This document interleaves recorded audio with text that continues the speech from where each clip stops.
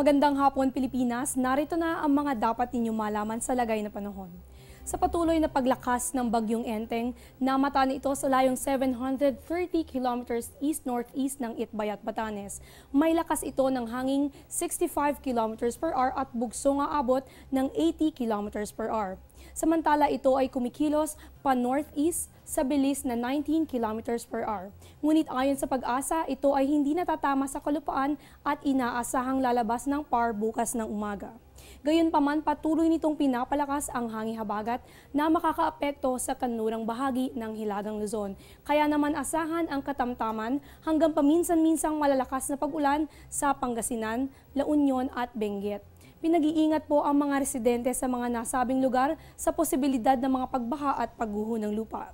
Samantala, asahan ang generally fair weather condition dito sa Metro Manila at sa natitirang bahagi ng bansa, ngunit asahan pa rin ang tsansa ng mga pulu-pulong pag-ulan o pagkidlat pagulog. Wag po kayong aalis, balitang siyensya ating alamin sa aming pagbabalik.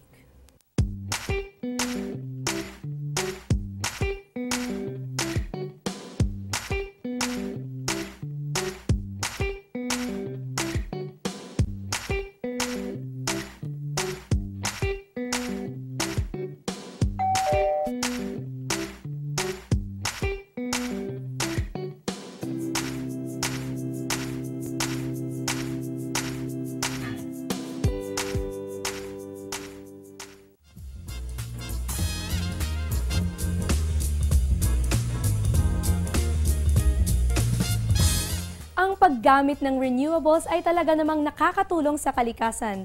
Kaya alam niyo ba na isang French company ang nag-develop na tinatawag na wind tree?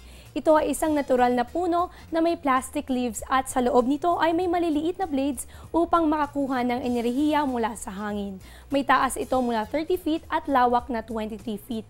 Binubuo ito ng 54 leaf turbines na nakakakuha ng hanggang 5.4 kilowatts na enerhiya at maaaring makapagbigay ng 2,400 kilowatt-hertz sa isang taon.